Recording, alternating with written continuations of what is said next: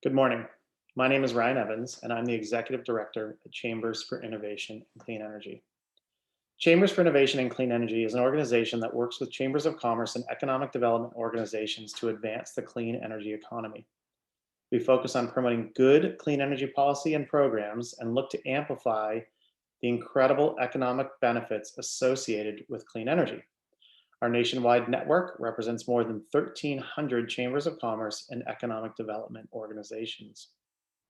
Founded and led by former chamber executives, CICE works with these associations throughout the United States, including very large member associations and the smallest, those in red and blue states, as well as urban and rural communities. Thank you for joining us and our co-hosts for a recap discussion of the 2021 Florida legislative session with a focus on resiliency, electric vehicle, and clean energy bills, and to look at what priorities for the 2022 Florida legislative session might look like. Across America in red and blue states, business and economic discussions regarding resiliency, climate, and clean energy are taking place, so much more so than even just a couple of years ago. And therefore, we believe it's important for chambers of commerce to have a seat at the table and be messengers of these conversations being hosted at the Capitol, within their community, and within their membership. So thank you to you all for joining us to hear from policy experts in the state of Florida. We'd like to say a special thank you to our partners today, not only for their efforts to design and promote this event, but for all they do to make Florida a great place to live and work. Those partners are the Tampa Bay Chamber, Conservatives for Clean Energy, and Advanced Energy Economy. I would also like to say thank you to our team at CICE for all the hard work I know they put into this event. Now for some quick housekeeping. Approximately 70 people have joined today's briefing. As attendees, our speakers will not hear or see you. In order to ask a question, please use the Q&A feature on your Zoom menu. Our speakers, moderator, and co-hosts will see your questions, but other attendees will not. We will be monitoring that section for questions and will address them during the appropriate discussion or at the end of the webinar. This webinar is being recorded for possible use in the future. I would now like to introduce Nick Glover, Vice President of Advocacy at the Tampa Bay Chamber, to introduce himself and say a few words about his chamber's interest in this discussion and the opportunity for chambers in Florida to engage in clean energy policy and programs. Nick, the time is yours. Thank you, Ryan. Good morning, everyone. I'm Nicholas Glover, Head of Public Policy and Advocacy for the Tampa Bay Chamber. I'd like to welcome Senator Jeff Brandes, who serves as Chairman of the Senate Judiciary Committee, as well as Senator Jason Brodeur, Chairman of the Senate Environment and Natural Resources Committee. Senators, welcome. They will, of course, talk to us about resiliency from the legislative perspective. But before we dive into legislation, I wanted to take a moment of personal privilege to tell you why the Tampa Bay Chamber is interested in clean energy and climate resilience. Our chamber has always and will continue to focus on policy, not politics, and certainly not partisanship. And quite simply, we view the ideas of sustainability and resiliency as issues related to our region's overall competitiveness. There is no dispute. Our economy is changing. And our chamber wants to ensure that our members and the business community at large are informed and prepared to take full advantage of the opportunities that the new green economy represents. Our economic development partners at Enterprise Florida on the state level and here locally at the Tampa Bay Economic Development Council do terrific work. And they know what businesses are looking for when they relocate. They're looking for high quality public education, top tier colleges and universities, transportation options, attainable housing, and yes, innovative cities and regions that have leaned all the way into sustainability and resiliency, because those cities are preparing for next. So what can your chamber do to advocate for clean energy and climate resilience? Well, let me tell you what the Tampa Bay Chamber does. We've developed a very robust legislative agenda that includes guiding principles such as healthcare, military and defense, transportation, workforce housing, workforce development, diversity, equity, and inclusion, and yes, business and economic development. And we would place climate resiliency in that category because, after all, this is about creating a strong business ecosystem. We also work to inform our elected officials that clean energy and climate resilience are important to us. And probably the most important, we never go it alone. Instead, we seek to partner with organizations like Chambers for Innovation and Clean Energy. And we've also partnered with the mayors in our region. In St. Petersburg, Mayor Rick Kreisman, and right here in Tampa, the Honorable Jane Castor, who, by the way, are leading the charge through Florida's Race to Zero, a campaign stressing that the race to carbon neutrality is critical to Florida's long-term economic competitiveness. And now, to move our conversation along, please welcome the President of Sunbelt Strategies, Scott Thomason. Thanks, Nick. I'm going to introduce our speakers. For those of you who don't know me, my name is Scott Thomason. I'm a consultant and lobbyist in Tallahassee, work on clean energy and resilience issues and climate policy here. And so I can tell you we've got a great pair of senators here that are both leaders in the Florida legislature. And as we've learned in preparing for this call, I would say two of the senators with the most creative mispronunciations of their last names. So I'm going to introduce Jason Brodeur and Jeff Brandis. Jason Brodeur is the senator for Senate District 9, which is Seminole County and the western part of Volusia County. Of course, for this audience, the most important thing may be that he's president and CEO of the Seminole County Regional Chamber of Commerce. He's got a healthcare consulting business in Sanford where he and his family live. He's got an MBA and bachelor's from the University of Florida. He was just elected to the Senate last year, replacing Senator Simmons, who stepped down after term limits hit. But he was in the House for 8 years before coming to the Senate. So he's got a long track record. As Nick said, he's chairman of the Environment and Natural Resources in the Senate. He's also on the Health Policy Committee, 2 appropriations subcommittees, Community Affairs, a couple others. He's also the only sponsor, or the sponsor of the only renewable energy bill that passed this session this year, which I'll let him talk about in a bit. But it's really exciting to have Senator Broder with us. Senator Brandis is also someone that I'm proud to introduce. I've worked with Senator Brandis on some renewable energy issues. He's a great leader in the Senate.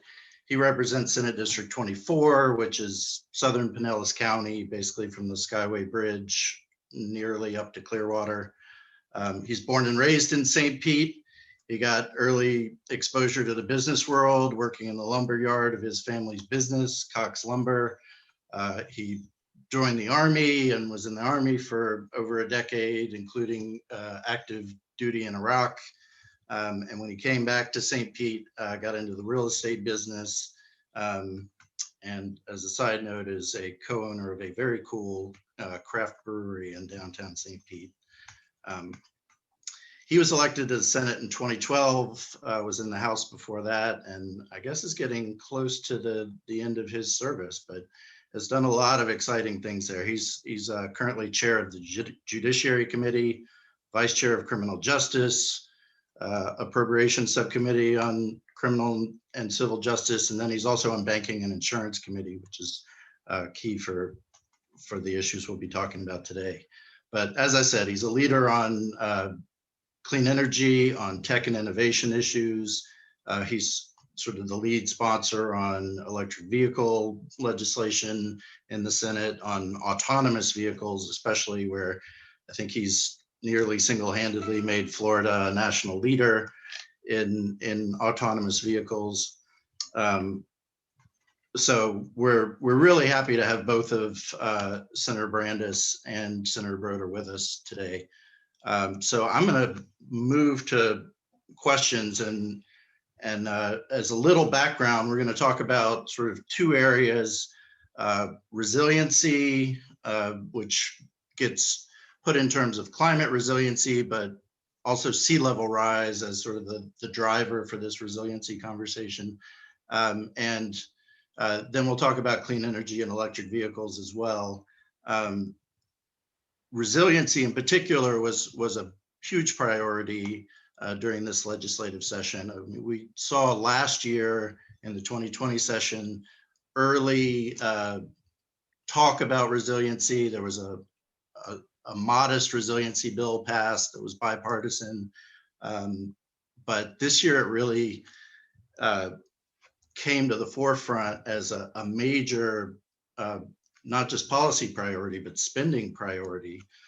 So Senator Broder, I'm going to start with you. With everything that's been going on in the world in the last year, how did resiliency and sea level rise manage to be such a top priority for the legislature this year? Well, thank you, Scott, and thanks to everybody for tuning in today and for having me. This is fantastic. Well, the resiliency comes along the lines of what we have discovered when we form water management districts or when we have other kinds of environmental concerns, and that is that water doesn't seem to care where our political boundaries are, oddly enough. And if you have 460 plus municipalities in the state of Florida, each one of them are going to try to enact their own set of regulations for what it is they think is best for their community. And unfortunately, the Atlantic Ocean does not know where Broward County ends and Miami-Dade begins. So we have this patchwork of things that are trying to be done, none of which uniformly are helping, we think, in terms of what's helping for making the state of Florida resilient. So what we did this year was we had a bill carried by Senator Ray Rodriguez that addressed resiliency by setting up the Resilient Florida Grant Program. This is a program that is going to have DEP annually submit a plan proposing up to $100 million in funding for local projects that are going to make a much more uniform resiliency plan for the state of Florida in terms of sea level rise. This is something that is going to help knit together all of these individual programs to have a risk determination that is so important. And why is that? Because the business community doesn't like surprises. When we do this, we now help stabilize insurance rates. We help promote tourism because we know now exactly what we're doing in order to mitigate those risks. We have a more attractive business environment because we know businesses aren't going to get assessed for some difficult to enact local project because your local city council or county commission decides they want an impenetrable seawall just in the 60 feet of beach, which in the global scheme of things isn't really going to do anything to help the state of Florida. So by putting a focus on this, we are helping address some of the issues. And that's one of the bigger issues. One of the more local issues that was trying to be tackled this year, but wasn't, had to do with local taxation of local residents who live on a beach. When you can imagine a situation for some of you that live on the coast by which you used to have, 100 feet of yard before you hit the ocean. And then as sea level has reclaimed you now only have 40 feet of yard, but you're being taxed for 100 feet of property. In addition to that, you as a responsible homeowner have applied to put an impenetrable seawall up of some kind at your own expense, and your local government has denied you a permit to do it. And so you're now left with no choice. You are getting taxed for the full amount with no relief in sight. And although you are going to do the responsible thing at your own expense, you've got a local government who won't allow you to put up something that would help prevent the other 40 feet of going. So we're trying to negotiate both the policy side and the grant side with resources to make sure we've got a uniform, responsible program for the state of Florida, all in an attempt to help businesses and stabilize insurance rates. Senator Brandis, I'll bring you in on this also. You've been vocal on insurance reform issues. How is this resiliency priority important for insurance, for property insurance and flood insurance in Florida? Well, whether you believe it or not, in the kind of whole aspect of climate change and resiliency, the insurance companies definitely do. And they're definitely watching to see what we do. And it's something that we're going to have to coordinate closely with them to determine what impacts actually work and what works the best. I think it's an area where Florida's probably behind and really needs to catch up, is working with our insurers to do the things that add the most value.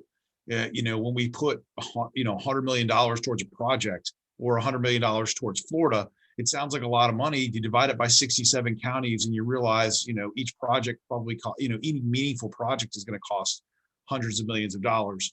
And so what's going to get us the most bang for our buck?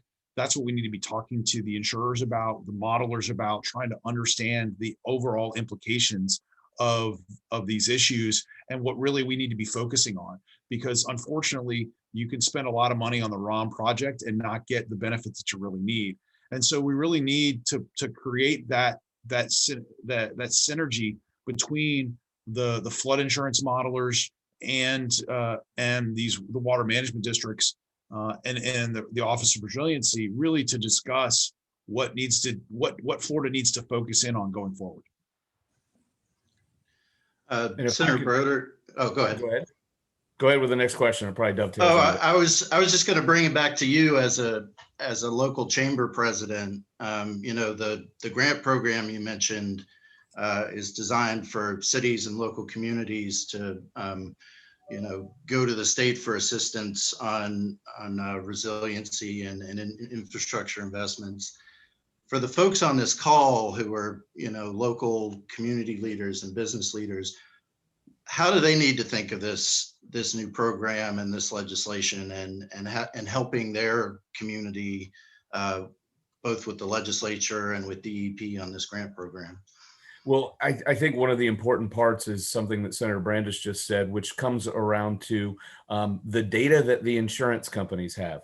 In environment and natural resources, when we have folks come in and talk about climate change, typically it's a political body and you can't take the politics out of politics. So what happens is you have group folks that come in and say, according to this data, we're going to be underwater in 10 years.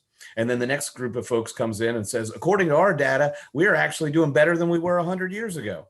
And it comes down to legislators who say, we would like to see some uniform data over a long period of time so that we can make a decision. As business owners and business leaders, we don't make investment decisions or hiring decisions or any other decisions without good data. We typically benchmark, we look at what others are doing, we look at what the market is.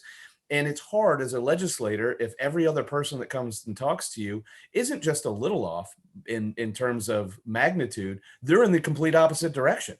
It would be different if everybody was in the same direction and the magnitude was off a little. Everyone is all over the place. So part of the resiliency bill that we passed this year was to get a uniform data set over time that our local governments, our chambers, all of our folks could look at to say, this is what we believe is our apolitical risk going forward, or apolitically infused risk going forward. These are the numbers, scientific, irrefutable, that say, here are our sea levels, here are our water levels, here are the projects when those assumptions and standards are applied that are the most risky. So that's where part of this $100 million should go. And so our chambers of commerce should first want to know, what is the data set telling us is really our risk, and where are the biggest challenges and opportunities? Because we all fall victim to almost an echo chamber of only looking at or researching the things we want to hear, when the reality may be a little bit different than that. So really, step one in a resiliency plan is to get some data that we can all agree to is where we actually are right now, that will help instruct us what our highest risks and biggest challenges are. And then a question for either of you. I mean, you mentioned having this data for local governments, and we talked about insurance. What other industries do you see this legislation really impacting in the near term? Like who needs to be paying the most attention to this? Is this going to drive tourism to make these investments? Is this going to be primarily transportation? The electric vehicle folks need to be paying attention to this. Who needs to drill down on this more after this webinar today? Yeah, I would start with focusing on one industry. And the challenge that we're going to have is if you focus on 10 industries, then you're never going to get anything right. But if you focus on just insurance and you said, all right, what's going to lower, let's work with the insurers to lower our insurance risk, and then let everything else play out beyond that, then ultimately you're going to one, focus on a group that has a data set that you can use. then from there you can build off of that, because they're going to be able to tell you on a kind of a in a very quickly what things are going to move the needle, and what things aren't. And so I actually wouldn't look at 10 industries. I would look at one, and I would focus and try to figure out what's going to make us resilient in their eyes, and understand that the ripples of that are going to play out through the other industries. I have no doubt that, obviously EVs are coming, and that's going to play a role in the kind of overall conversation. But let's put first things first and realize that if, we have to kind of secure the from water intrusion first, and then everything else follows. And I would follow up from a business person's perspective to say it's no different than if you were locating a business, and one of the first things you wanted to do as a site selector or a business was determine, let's say it's a retail business that depends on traffic. Are you going to reinvent the wheel by continuing to do all of your MSA research? Or is there a property next to a Starbucks or a Chick-fil-A? Odds are they've done all the research. Why would we go ahead and redo our own? Insurance industry is the same way. They're not going to make any investments without 40 actuaries looking at it. If they've already done it and they're instructing it, it would be helpful for us to align with that. Further down the road, as we get more information and start working with these folks, look at our big three: growth, tourism, and agriculture. Those are the three things that drive our economy. And if we get those right by those three with the insurance information add-on, I think we get it right by Florida. Well, let me follow that up as we sort of focus on insurance. Does this legislation that we've already passed and the programs that are coming out of it, is this just about sea level rise, or does this also affect insurance for hurricanes, for wind damage? What is under the label of resiliency here? It's all of it. And so local governments are there too. And that's why I looped agriculture in, is that's mostly inland, but we have, our water standards or BMAPs for that. And as we are looking at flooding in those areas, particularly as we go from Shingle Creek down to Lake Okeechobee, those are folks that are going to have to deal with this as well, because should we decide that we're going to reroute some things like we've done before, that could put at risk significant parts of our economy, because we don't have enough drainage. We have too much drainage. We are pulling too many nutrients out of the soil or out of our septage, and that's creating a problem for us. So it's really a holistic look at what resiliency means should we have a large water event or more intrusion or some kind of change in our levels of water that we know it is today. Yeah, and I think, just to play off of that, I think if you look at the coastal areas, obviously most of their flooding is going to be storm surge. But if you look inland, like in the St. John's, anytime the St. John's River floods, it's generally not so much storm. It may be storm surge, but largely it's some large rain event that occurred up in North Florida or South Georgia, that then flooded the coastal areas or the inland area there. So I think it's just different in different areas, and that's why I think working with the water management districts is probably the right way to go. But if I was going to do two things, I would start by working with the mappers and modelers, and then working with your using your water management districts to come up with key projects in each one of those districts that would help. And then beyond that, I think it will spread out. But you could spend money for 30 years. You could spend $100 million for 30 years just solving the water problems that Florida has, because you're talking, on a statewide basis, and it would probably take a lot of federal money on top of that. If you look at what we're spending in Lake O, you're talking in the billions of dollars. What's going to take us a long time to get to $1 billion at $100 million a year. Well, talking about the two things you'd want to do, what's next on this? Is more insurance reform the next step, next session? Jeff, what are we looking at, and how can the folks on this call get involved going forward on this set of issues? Yeah, I think insurance reform is vital for Florida. What we did this year through the legislature was a 40% fix. I'm not sure it's going to really move the needle as far as rates. It may help stabilize rates a little bit, but definitely not going to lower rates for many Floridians. But I think kind of the broader conversation of kind of the future of Florida is we have to recognize in the transportation space, the world is getting more shared, it's getting more electric, and it's getting more automated. And we need to play to those three things. We need to recognize that while electric vehicles are less than 1% of the vehicles on Florida roads today, by 2030, they'll be 15 to 25% of all new cars sold. And we need to prepare the infrastructure for that. We also need to recognize that we're growing by 800 people a day in the state. And so our resiliency plans need to take into account, one, preserving what we already have, but two, recognizing that increased population density is going to play a major role in, and we have to have some guidance to where that development occurs. Great. I want to talk a little bit about some clean energy issues, since that's part of why we bring these folks together. And Senator Broder, I'll go back to you, since you had the one clean energy bill move through both houses this year, dealt with sort of a new category, renewable natural gas, and then ended up with some solar provisions in there by the end. Could you tell us about this bill and sort of what it says about where the Florida legislature is on energy and renewable energy specifically? Sure. This is a recognition that, biogas becomes renewable gas becomes a substitute energy source. It's mostly used in transportation right now, but can use for a lot of other things later. And it's a recognition for Florida that we want to have as many options available to us for energy as possible.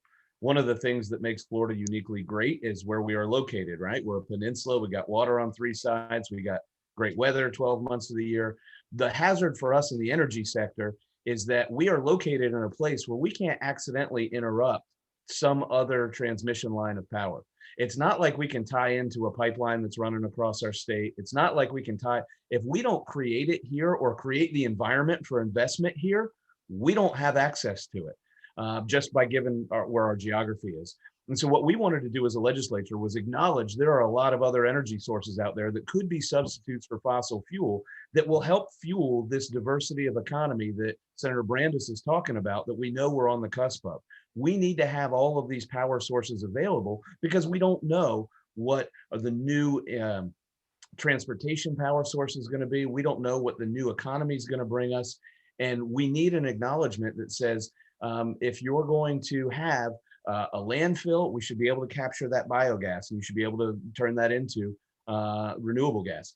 If you're going to have anything that produces that kind of methane that we can capture and transfer, we want to, as a state, encourage that investment and have folks make investments in that technology so that we can bring the costs down. You mentioned solar, and people always say, we're the sunshine state. Why isn't solar first? Well, it doesn't create the kind of power we need yet because we need more innovation.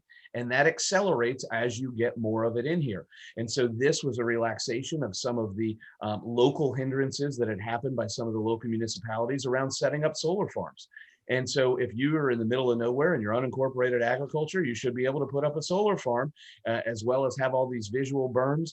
And so we put that in state statute so that all of these farmers who maybe have a fallow field that they would like to take advantage of can put solar on there and begin to diversify our energy use in our economy by creating these pockets that will allow us to continue to innovate and move towards other sources of energy.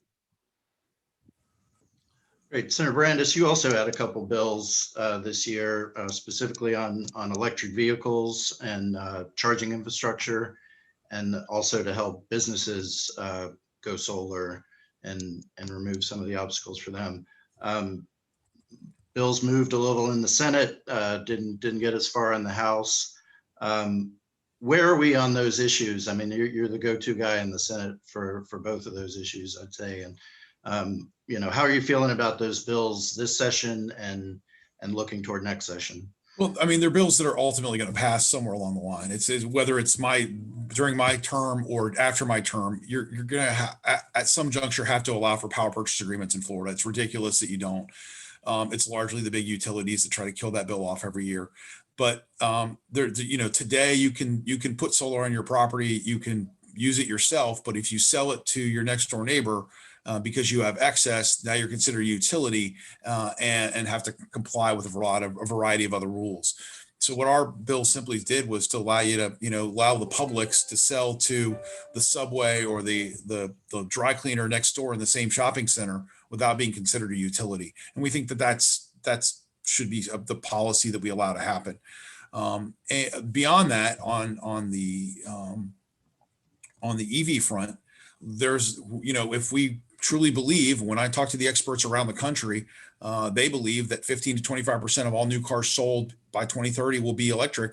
They don't pay the gas tax, and the gas tax is the predominant way that we fund our infrastructure. We've got to we've kind of got to solve for X. Our solution for X was a modest fee on registration. I think that's the right way to do it until 2030, because I think by that time technology will give us other opportunities like a mileage-based user fee or other things that people are talking about. But we have to solve for this growing contingent of vehicles that get by without paying for the infrastructure that they utilize, unlike the rest of the transportation fleet. And this will get much more profound as you start seeing more and more vehicles that are, for example, over the road trucking, long haul trucking companies shift their fleets to electric and automated vehicles. And so that series of fleet will no longer be on the rolls for gas tax. And that's something we just have never seen before. And we're going to have to account for. Great. Well, along those lines, question for both of you. If you had to pick an issue or two or three that we haven't made a priority so far in session, but that you'd maybe like to get started on next session or see the legislature pay more attention to, what one or two issues are out there that are next, besides the bills that we saw this year? So yeah, go ahead, Jason. No, I was gonna say you go first. I'll dovetail. Okay. So I think there's a couple. One, if we again, let's go back to EVs. I think we have to prepare for a world that has a lot more EVs, and that means we need to be thinking about it in the resiliency terms, in terms of evacuation. Florida is one of the only states in the country that every now and then evacuates 1 million people. If 25% of them are driving EVs, and we're not prepared for that, we're really going to be in a bad place the next time we decide to evacuate South Florida. And so we need to be thinking about what are the opportunities to grow our charging networks on key infrastructure corridors. For example, there's a federal prohibition against charging infrastructure being installed at rest stops. We should work to get that removed, at least for the state of Florida, because we should be able to charge vehicles at rest stops. We need to be able to have the vehicle infrastructure there to do that. They're perfect locations for large scale charging. We need to be thinking about that type of exposure. I think on the solar front, I think solar is great, but we need to be thinking about what we can do to utilize excess solar energy beyond battery storage. And I think ultimately what Florida ends up doing is generating air conditioning with that excess with all of its solar capacity in the summer, but largely in the winter we should be thinking about desalination of water, because desalination of water is largely an energy problem more so than it is a water problem for Florida. And so when we have any excess capacity, we could make store desal water extremely inexpensively at scale, and then utilize that water the rest of the year. So I think there's some interesting opportunities to look at other countries. I think we should be visiting other countries like Israel to figure out how they're best utilizing and making use of excess power, because I think we're about to be a world awash in power. And a world awash in energy. And so especially as more and more solar and battery storage comes online. Senator, the EV obstacles you talked about for charging stations, is that, mentioned rest stops, are the obstacles or the opportunities, I should say, primarily sort of local government or government owned facilities, or are they private sector, or are they both? What are we talking about? Yeah, they're both. If you have to solve this problem of evacuating 1 million people and 25% of them are driving electric vehicles, and there's, let's just say there's 100,000 electric vehicles evacuating from South Florida, and they have a 300-mile range if they charged up fully at home. We have to have both government opportunities for them to find for electricity, and we have to have private sector. The only way you do that is a diffuse network of vehicle charging, because potentially you could have a series of your state that goes down because the power is not available after a storm. And so you need to have some mechanism, whether it's generators on property that are providing power for electric vehicles, or you have a diffuse enough network where at least some of your vehicle charging stations are going to be online, and they have to be quick charging stations. It can't be just plugging into a wall getting 3 miles an hour on a 110 outlet. You have to have fast charging available. These are some complicated problems, and we can deal with them now. And that's a part of what my legislation did. Was it took the money for the first 10 years and it said, we're going to use the money for the first 10 years and we're going to solve this one problem. Beyond that, well, we can solve other problems, but specifically, we're going to solve the electric vehicle charging problem in the first decade, so that by the time that we're 15 to 25% of the vehicles on Florida's roads, which will probably be 2035 or beyond, we'll at least have solved that one problem today. Senator Broder, let's go back to you. What one or two issues would you like to see taken up that we're not really covering yet? I think they've been touched on briefly, and then I'll go into another place. Real quickly in the chat, we had a question about a proposed EV fee helping support EV chargers deployment throughout the state, and likely not. That EV fee would likely be used to just deal with the maintenance of construction of new roads and the maintenance of the roads. Maybe it could be diverted, but that would be an additional cost. I think Senator Brandis talked on it, is that the literal billion-dollar question in transportation over the next several years is how are we going to recoup that gas tax? And the ideas that we have come up with are all over the place, and they're generally a balance of liberty and freedom. Because if we move to toll by plate, then the government's going to have to know where you are all the time. He had mentioned that Senator Brandis had mentioned that they were looking at mileage, and that may be the way to do it. You check in every now and again and pay based on the miles you used. But by and large, the gas tax for its entire history has been a really great tax because it is a user-based fee. The more you drive, the more taxes you pay. The less you drive, the less taxes you pay. If we go to any kind of flat fee or anything like that, we generally hurt people that don't drive as much, which means our senior citizens, those folks that maybe aren't in the business of driving around as much as the rest of us in the middle of a career. And so we're really trying to figure out what the right solution is as we get that migration to 25% of the road being electric vehicles. The other thing we hadn't touched on yet, and one of the things I'm proud of, is that when I was in the House, I was Senator Brandis's partner on autonomous vehicles, so driverless vehicles. And that's one of the things I would continue to push. We generally have pushback from those in the insurance and legal community who want to make sure that we have adequate coverages for these driverless vehicles.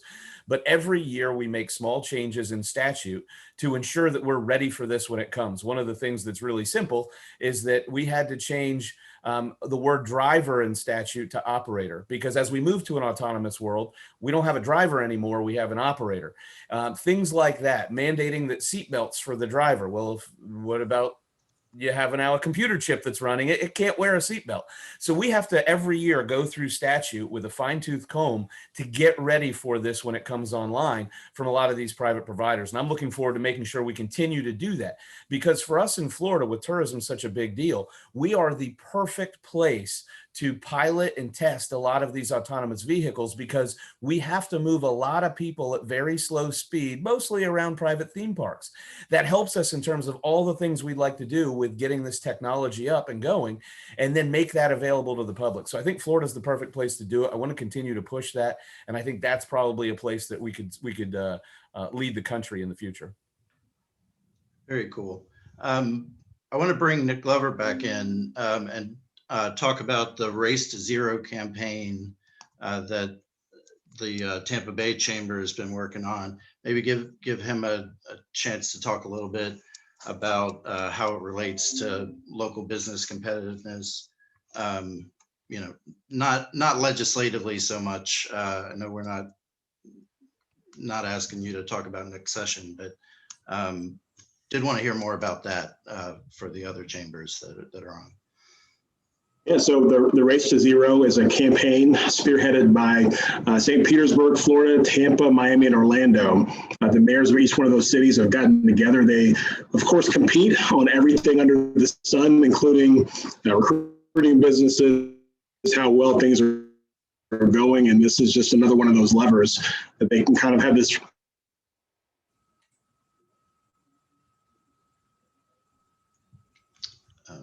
friendly competition over to talk about how to have those important is for direction. So my understanding is the race to zero is about zero fatalities on the roadways or zero pedestrian fatalities.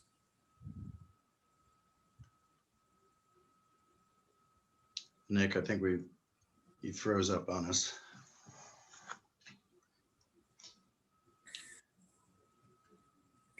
And I think the key to pedestrian fatalities is alcohol. I mean, largely, virtually every wrong way accident you see in Florida is alcohol related.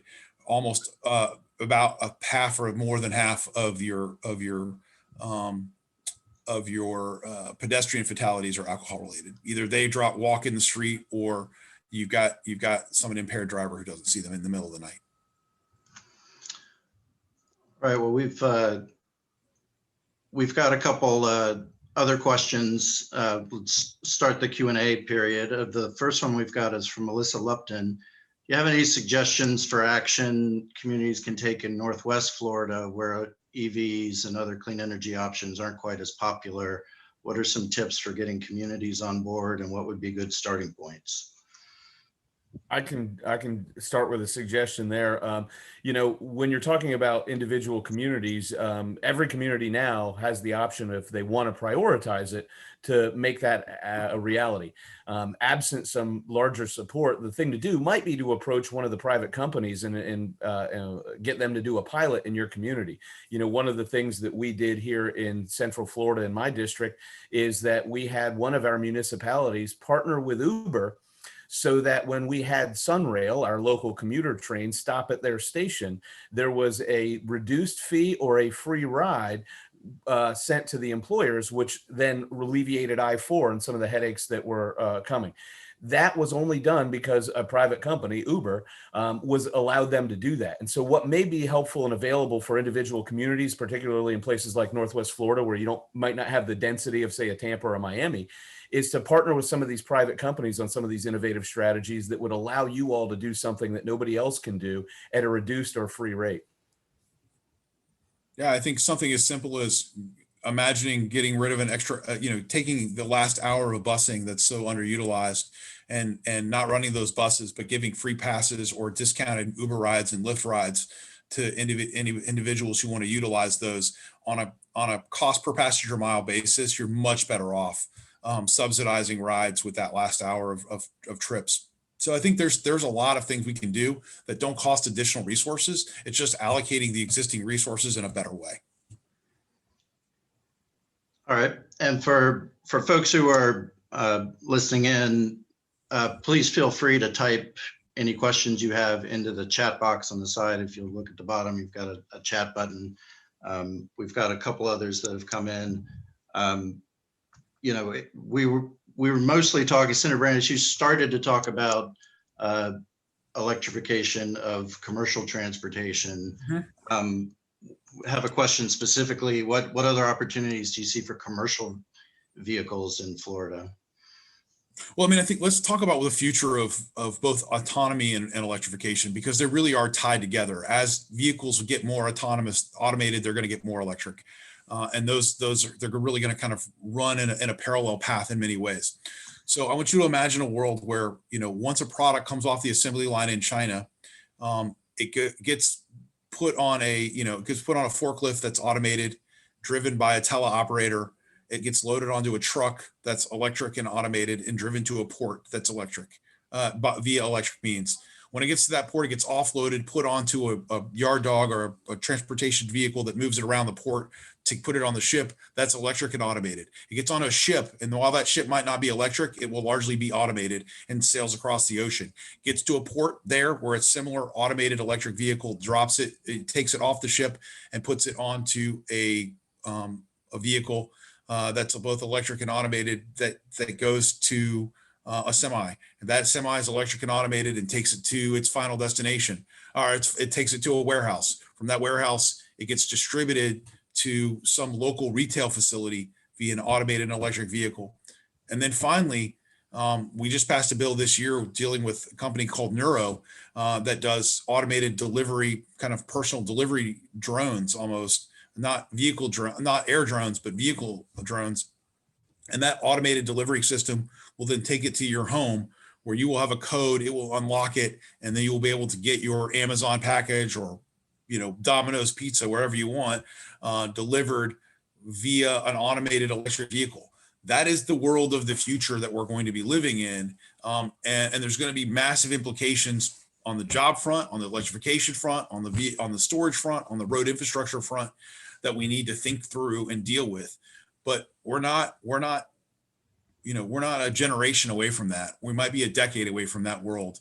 And that's where Florida needs to be thinking about. So on top of that, we need to be thinking about, obviously, the energy use and storage. I think battery storage is the next big thing to happen. We're talking about ending peaker plants. Being able to store excess energy is a huge opportunity for us. And you won't be long before not only are people going to have solar panels on their homes, but they're going to have home battery power walls installed everywhere too. And that all kind of plays into feeding into the grid and feeding out of the grid. People will be able to generate and store a cheap electricity and then sell it back when it's more expensive. So there's an arbitrage opportunity to be thinking about as well. So I think these are the things that make me excited, because I think there's a lot of opportunities. And as technology will allow us to feed into the grid, buy from the grid, but ultimately generate our own power and the dollars that go along with that. So in the break, I was able to read about Race to Zero and the way to carbon neutrality there. And everything Senator Brandis said is correct. One of my favorite shows, or part of the favorite shows I like to watch, are Building Off the Grid in Alaska. Can you imagine what would happen if those poor folks had to get a permit from 6 different kinds of municipalities to be able to build their what is basically off the grid, water and power? And one of the things that you could say is that we could get to carbon neutrality immediately. It's just money, right? And so how much money are we willing to spend? But the other thing is that part of what Senator Brandis was talking about earlier, with making sure that we have policies in place that allow people to sell back excess energy. There's no incentive for somebody to spend 25 grand to put power on their roof if they know it's going to take them 18 or 20 years in order to offset that cost, so that they finally have a low enough energy bill to make sure that that payment is paid off. Additionally, the technology isn't to a place where I can run a hairdryer, a blender, and a stove and a hot water heater all at the same time without blowing something.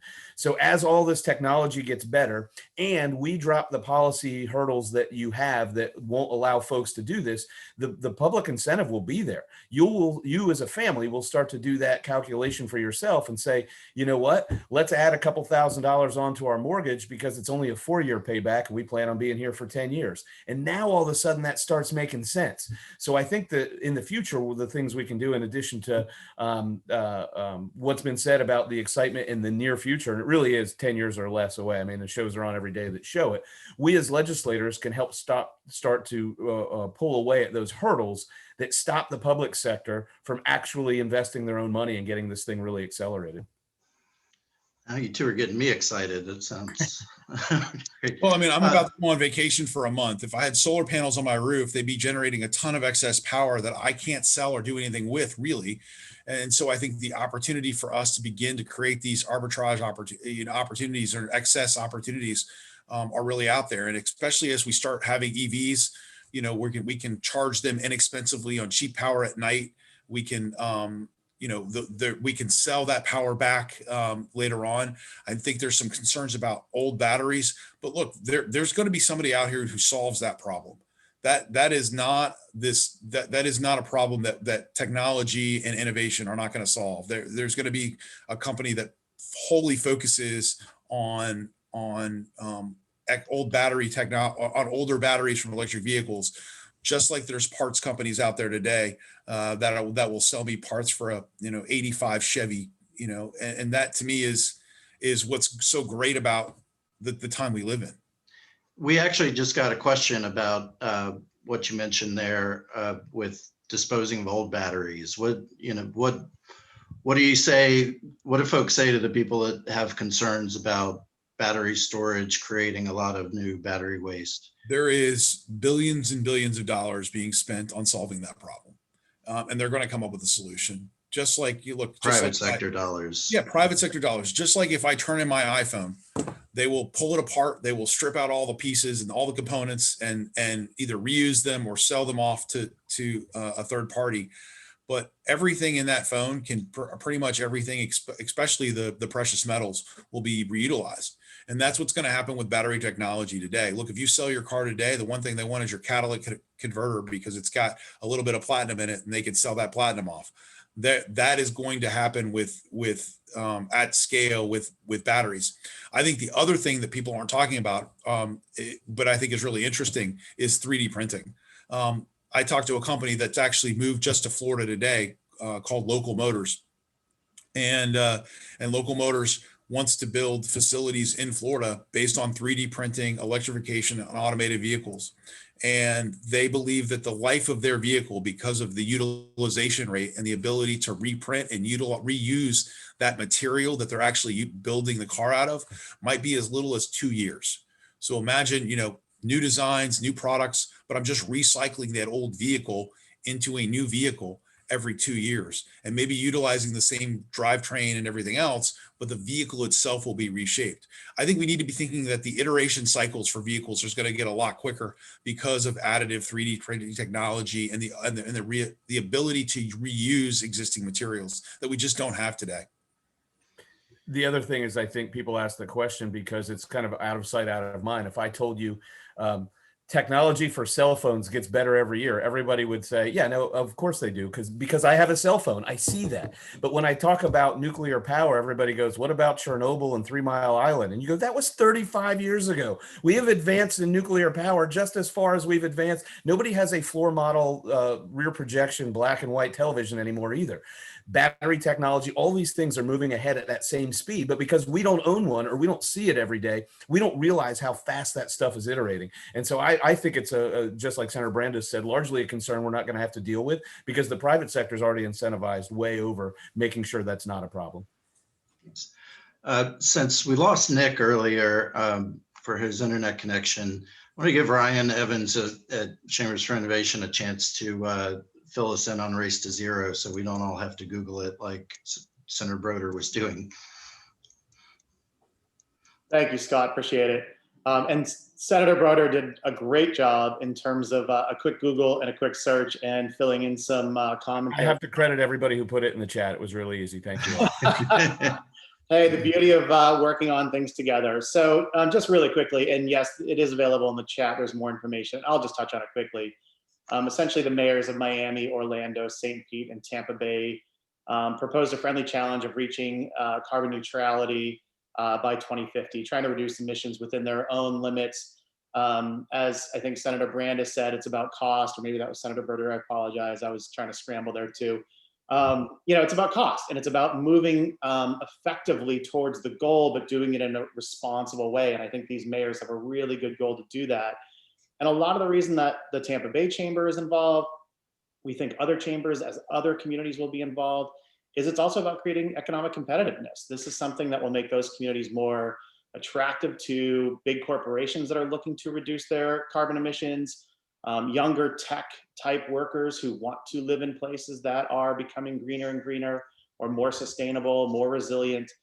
So it all just feeds into kind of a path right now that I think these 4 mayors and communities are on in terms of trying to make their communities the best place to live and work, and create the best possible business environment for the advancing economy that we have and the type of workers that we have these days, and corporate desire, of course, because where there's demand, we will see people innovate to that.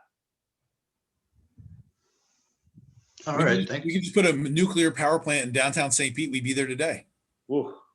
I would do it in a heartbeat. Like if that was all it required was a vote from, I'm sure poor Mayor Kreisman's probably flipping out right now, but that is, I think that's the way to go, is that we've got to get better at permitting these things. Yeah. Look, there's going to have to be a variety of different solutions to get there. Solar doesn't work. Florida's not a great wind state. Unless somebody comes up with some tidal solution, we might be okay for tidal power, but nobody's really solved that one yet at scale. So we're largely going to be solar and something else in the future, probably a solar, battery storage, and something else. We've got to figure out what that is. Today, it's 70% natural gas, which is radically cleaner than coal, but not as clean as nuclear. There's going to be some interim solutions. But I think the exciting thing is technologies have driven us incredibly far in the last 50 years.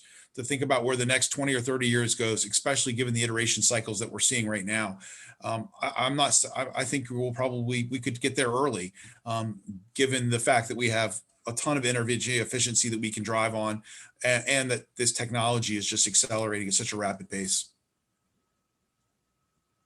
All right, well, we've got a couple more questions, but since we're getting close to time, I think I'm going to hand it back to Ryan Evans to sort of wrap us up, and want to go ahead and say a quick thank you to both the senators for their time today. It's been a great discussion. Really appreciate you joining us. But I'll let Ryan give you his thanks and wrap everyone else up.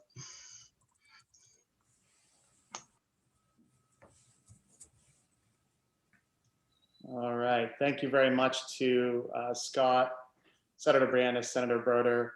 Appreciate your time. Nick, thank you very much as well. Before we lost you, we really appreciate your involvement in this discussion today. Honestly, I can't tell you how impressed I am with both senators in terms of their knowledge, their, I guess their excitement or eagerness to see some of this innovation occur.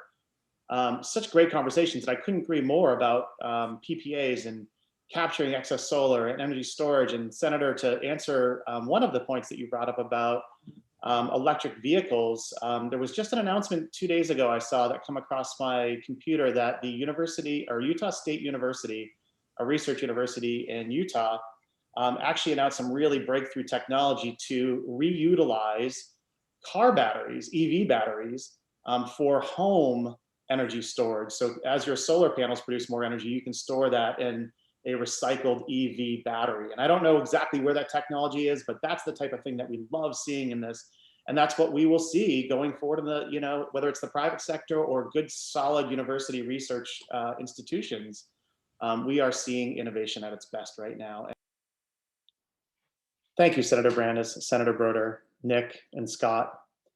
We appreciate you sharing some great information to better inform us on the outcomes of the 2021 legislative session and preview what's to come this next year. This was a valuable conversation that chamber leaders can share with their staff and members. We hope to see chambers of commerce with a seat at the table as their communities discuss clean energy options, electric vehicle infrastructure deployment, resilience policy, and alongside their community's involvement in the Florida Race to Zero campaign. If you would like more information on any of the bills discussed or the Florida Race to Zero campaign, please reach out to Darren Cheatham, whose contact information is on the screen. In closing, I would like to say thank you to all those that attended today's briefing, and thank you again to our co-hosts and presenters. You can view today's webinar on our website soon, and you'll receive a follow-up email with that link in the coming days. We look forward to working with you to continue to develop the clean energy economy in Florida, and I hope you have a wonderful day. Take care and thank you.